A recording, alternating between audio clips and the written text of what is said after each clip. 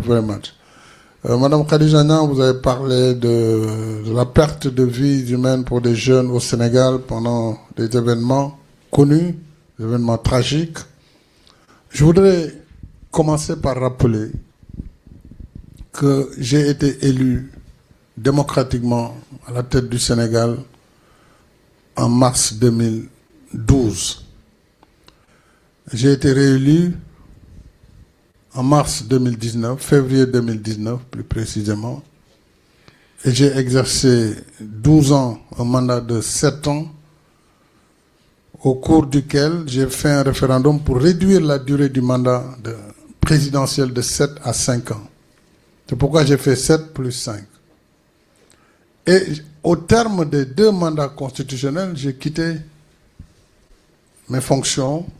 Je n'ai pas essayé de faire un 3e mandat, alors que j'avais la majorité absolue des maires. Si c'était mon choix, peut-être je serais encore à la tête du Sénégal. Donc, j'ai choisi la démocratie.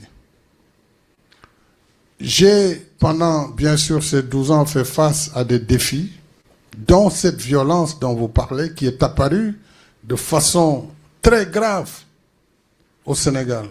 Et les faits sont là. Et les gens, ils savent ce qui s'est passé.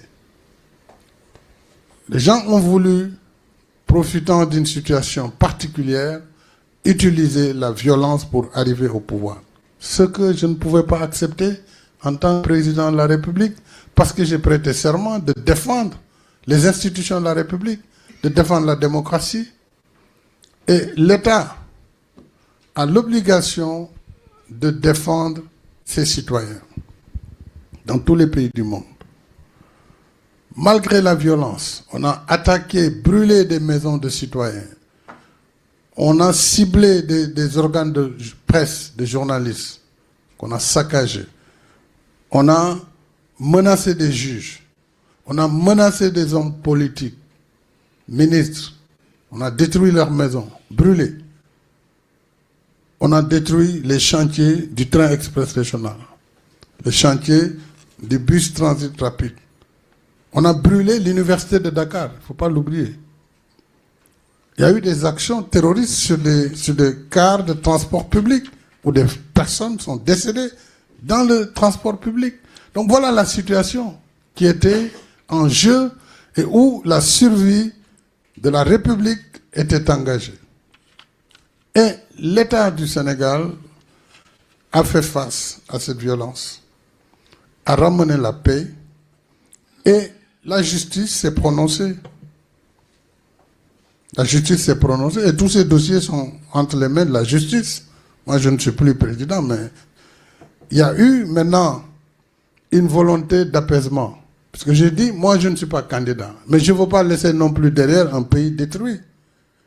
Donc, il faut s'élever, il faut pouvoir pardonner. C'est ça le sens de l'amnistie qui a été votée contre la volonté de mon camp. Mais j'ai agi comme chef d'État en regardant seulement la volonté du pays. Quel était l'intérêt du Sénégal? Ce n'était pas certainement de laisser des gens en prison, de laisser un pays en feu et de partir. L'intérêt du Sénégal, en tout cas pour le leader que j'étais, c'était de voter une loi de pardon qui est la loi d'amnistie, qui a permis d'effacer tout ce qui s'est passé, de libérer tous ceux qui étaient en prison. Ils ont participé aux élections et ils ont gagné démocratiquement. Ils ont gagné démocratiquement, donc c'était le choix et la volonté des Sénégalais de leur donner le pouvoir. Et ça, j'ai dit, c'est la voie royale, c'est le peuple qui donne. Ce n'est pas par la rue qu'on va acquérir le pouvoir. Et le Sénégal a montré la solidité de ses institutions. Et la démocratie et le modèle sénégalais a prévalu. Donc voilà ce qui s'est passé. Maintenant, il est libre à ceux qui ont l'exercice du pouvoir. Si les gens veulent revenir sur les événements, il y a des moyens, il faut abroger la loi d'amnistie.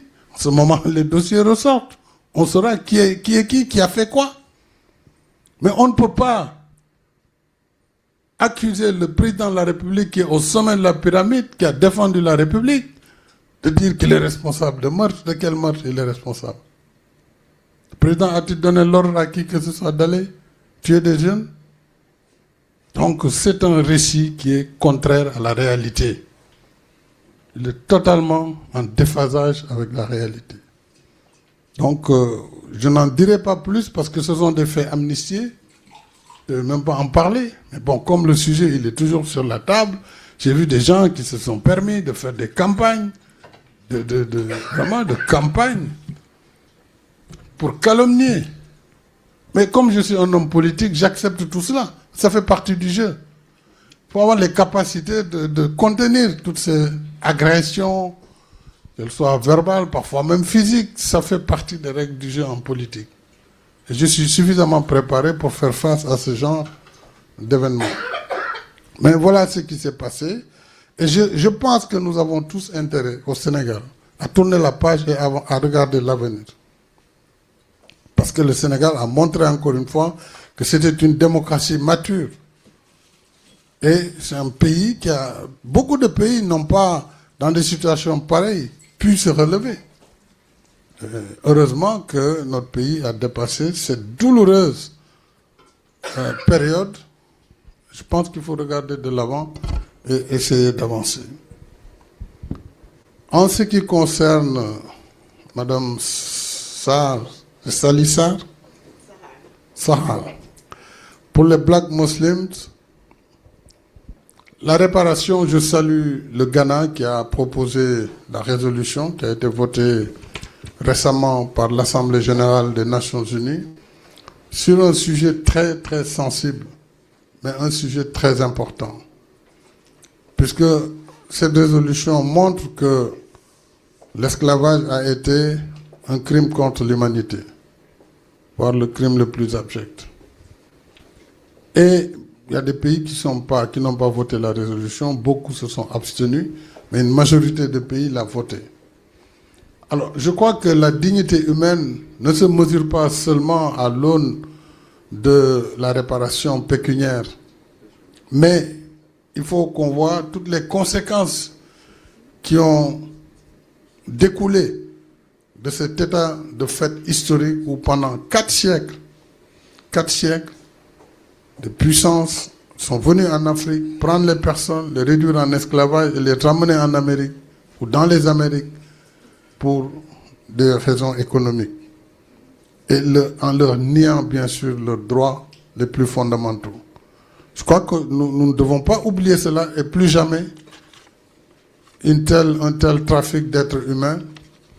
Donc il faut tout faire pour que cette prise de conscience soit permanente dans la tête des uns et des autres. Maintenant, le reste, c'est l'affaire des États, encore une fois, pour voir est-ce qu'on va aller vers la réparation et comment y aller. Ça, c'est un sujet qui ne va pas être simple. C'est un sujet, je vous dis d'emblée, qui ne va pas être simple, parce que, encore une fois, il s'agit des États. Et certains qui ont aussi des capacités de bloquer ne sont pas d'accord. Mais il faut que toujours ceux qui sont les bonnes volontés continuent à plaider. Mais moi, je pense que ce débat est important, c'est surtout par rapport à la mémoire. Par rapport à la mémoire, plus jamais ça. Et il faut aussi qu'on continue à lutter contre le racisme et tout ce qui découle de cette négation des personnes qui ont été l'objet de cette traite des Noirs. Donc voilà ce que je voulais vous dire en vous remerciant pour votre